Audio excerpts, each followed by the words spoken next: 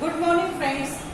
आज हम ले रहे हैं साइंस 1 लेसन 1 ग्रेविटेशन। ग्रेविटेशन में लास्ट टॉपिक था, मैंने बताया था फ्री फॉल है, फिर उसके बाद है gravitational potential energy. Potential energy हमने लास्ट ईयर पढ़े थे। What is mean by potential and chemical energy, sorry kinetic energy. The energy stored in an object because of its position is called potential energy. किसी object में जो energy store रहती है because of its position और its state, है ना, that is known as potential energy. This energy is relative and increase as we go to greater height. जैसे height रेट पर जाएंगे, ऊपर ऊपर जाएंगे, वैसे ये क्या हो जाएगी, ग्रेटर होगी। We have assume that potential energy of an object mass m at height, जैसे कि पोटेंशियल एनर्जी किसी ऑब्जेक्ट की पोटेंशियल एनर्जी का मास क्या है, मास क्या है उसका m, ठीक है। हाइट कितनी उसकी, हाइट HEIGHT, हाइट क्या है उसका h, हाइट को क्या डिनोट करते हैं h। From the ground it is mgh, ground से क्या होगा वो mgh, and ground it is 0. When h is small compared to radius r of the earth, we can assume g to be constant and can use the above formula. But for large value h, the value of g decrease. जिससे h जाएंगे g की value decrease हो जाएगी और with increase h. For an object infinite distance from earth, the value of g is 0 and earth gravitational force does not act on the object. So it is more appropriate to assume the value of potential energy is with 0 there. Thus, the smaller the distance, that is height, the potential energy is less than 0. The height term is less than 0 रहेगी and it is negative. When an object at a height h from surface of the earth, its potential energy is क्या रहेगी उसकी, वो G, capital G, capital M, small m upon r plus h। यहाँ पे जो capital M है वो क्या है, मास ऑफ अर्थ, मास ऑफ अर्थ, और कैपिटल G है वो क्या है, ग्रेविटी। कैपिटल G क्या है वो ग्रेविटी, और r क्या है, रेडियस ऑफ दी अर्थ। तो ग्रेविटेशनल पोटेंशियल एनर्जी क्या कहलाती है, पोटेंशियल एनर्जी जो किसी ऑब्जेक्ट में जो स्टोर रहती है पोजीशन या स्टेट के डिपेंड, उसे कहते हैं potential energy. Then escape velocity, हम पढ़ेंगे अभी एस्केप वेलोसिटी। लास्ट टॉपिक आज अपना लास्ट लेसन हो जाएगा ये, तो हम पढ़ेंगे अभी एस्केप वेलोसिटी। अब मैं पहले आपको ये जो टॉपिक है ये पढ़ के बताती हूँ, आप भी अपना जब भी वीडियो देखोगे इसको पढ़ना। We have seen that when a ball is thrown upward, it is velocity decrease because of the gravitation of the earth. हम कोई भी बॉल जब ऊपर फेंकते हैं तो उसकी वेलोसिटी डिक्रीज होती है because of the gravitational force, क्योंकि ऊपर जाएगा धीरे धीरे धीरे नीचे आएगा और एक लेवल आएगी कि उसका ग्रेविटी आ जाएगा 0। The velocity becomes 0 after reaching the certain height, and after that the stone starts falling down. Its maximum height depends on initial velocity. According to Newton's third law of motion, कि हमने ball upward फेंका, its velocity decrease हो रही है because of the gravitational force of the earth. Velocity become 0, velocity क्या हो गई 0 after reaching a certain height, velocity क्या हो गई 0, ऊपर जाने का कुछ हाइट के बाद उसकी 0 हो जाती है, and after that the stone starts falling, its maximum height depends on the initial, यानी इनिशियल वेलोसिटी पर उसकी मैक्सिमम हाइट डिपेंड करती है। तो न्यूटन का थर्ड लॉ क्या बताता है आपको, v square is equal to u square plus 2as, v is equal to the final velocity of ball, the final velocity of ball is equal to 0 and A is equal to minus gravity. Therefore 0 is equal to u square plus 2 g minus g or s. Therefore s is equal to minus u square upon 2g आती है. तो क्या होता था इसमें? Thus higher the initial velocity, that is u. अगर ये higher है कि velocity, larger is the height reached by the ball. क्या होगा? Initial velocity जितनी ज्यादा उतना बॉल की हाइट ऊपर जाते रहेगी. Then the reason for this is that the higher the initial velocity, the ball will oppose the gravity of the earth more and larger will be the height to which it can reach. Gravity को oppose करेगा और वो उसके कारण oppose करेगा तो ball और ऊपर जाएगा. As we seen above that the value of g keeps decreasing as we go higher above the surface of the earth. Thus the force pulling the ball downward decrease as the ball goes up. जब ball ऊपर जाएगा फिर जैसे नीचे आएगा उसको force क्या करेगा? पुल अप करेगा कि उसको कहाँ आने के लिए? नीचे आने के लिए. If we keep increasing the initial velocity of the ball, it will reach larger and larger height, and above particular value of initial velocity of ball, the ball is able to overcome the downward pull by the earth and can escape the earth forever, and we will not fall back on the earth. This velocity is called escape velocity. अब escape velocity की definition क्या है? We can determine the value by using the law of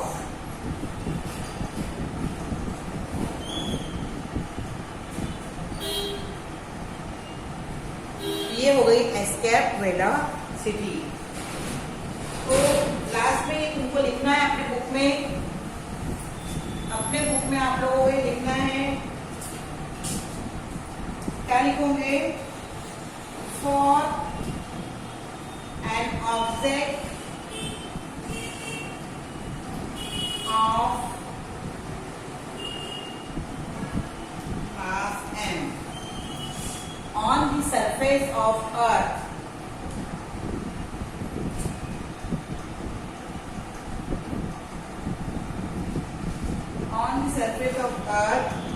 a kinetic energy, kinetic energy are given is equal to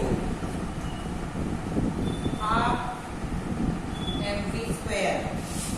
B potential energy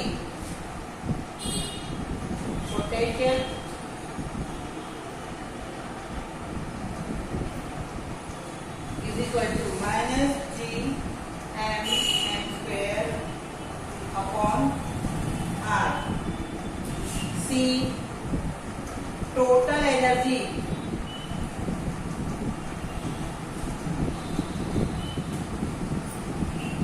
E is equal to KE plus PE, kinetic energy plus potential energy. So is equal to आएगा half mv square ESC minus GMM upon R.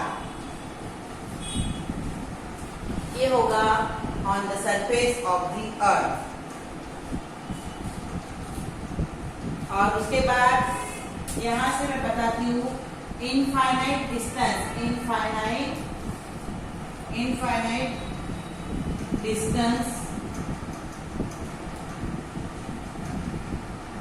from earth. Infinite distance from earth. A kinetic energy is equal to 0. Potential energy is equal to minus G M M upon ये, तो सी हो जाएगा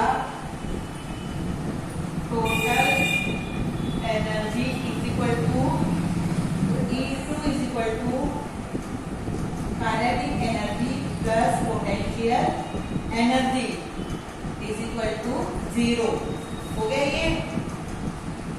अब कुछ ये हो गया E1 और ये हो गया E2, ये हो गया E1 और ये हो गया E2। इसके आगे का मैं यहाँ ऊपर लिख देती हूँ E1 E2।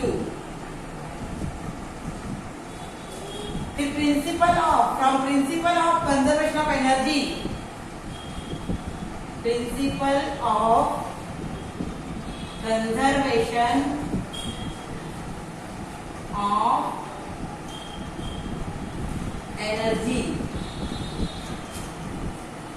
क्या बता रहा है? E1 is equal to E2, ये जो दोनों निकाले तो ये है half mv square is equal to ये EST है is equal minus G M M upon R is equal to 0।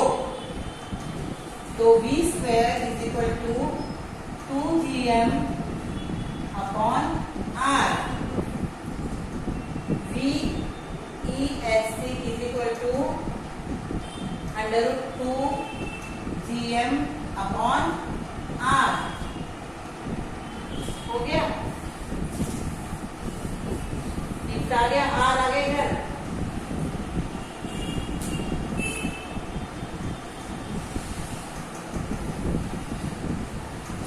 is equal to √2 GR, की वैल्यू डालना है 2 इंटू 9.8 अर्थ ग्रेविटी इंटू 6.4, इसके पहले पढ़े अपन ने 6, ये कितना आएगा 11.2 किलोमीटर पर सेकंड। ये इसका आंसर आता है, ये इक्वेशन है। यहाँ पे एक एग्जाम्पल दिया हुआ है जो मैं इधर जो आपको बताती हूँ अभी। एग्जाम्पल है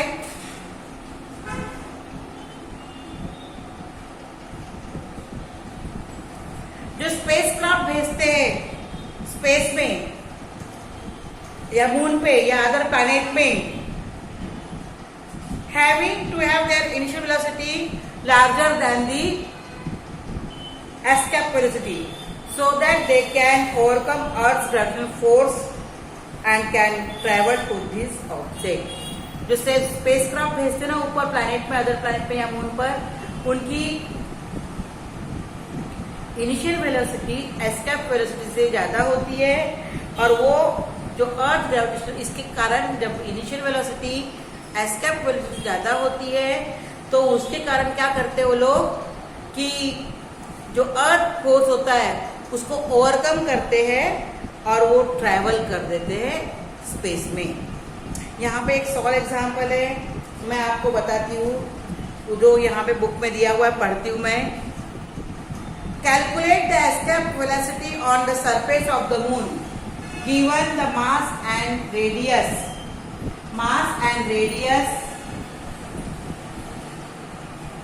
of the moon. Calculate the escape velocity on the surface of the moon given the mass and radius of the moon to be 7.34 into 10 to the 22 and 1.74 into 10 respectively। अब हम इसको सॉल्व करेंगे। Already solve है। यहाँ पे क्या क्या दिया है, जब प्रॉब्लम आते हैं मैथ्स में, साइंस में, तो अपने को जो गिवन है वो पहले लिखना पड़ता है। जी मास ऑफ अर्थ क्या है, ये मास ऑफ अर्थ,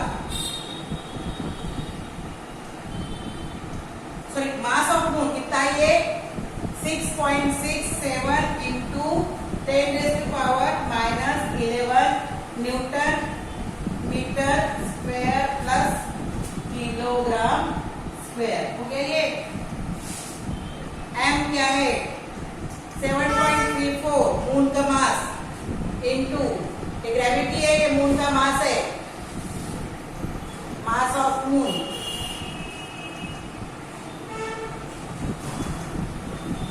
10⁻22 और रेडियस ऑफ द मून कितनी है 1.74 इंटू 10⁻4 6 मीटर। तो एस्केप वेलोसिटी ये ESC आ रहा है ना, इसका मतलब होता है escape velocity is equal to V is equal to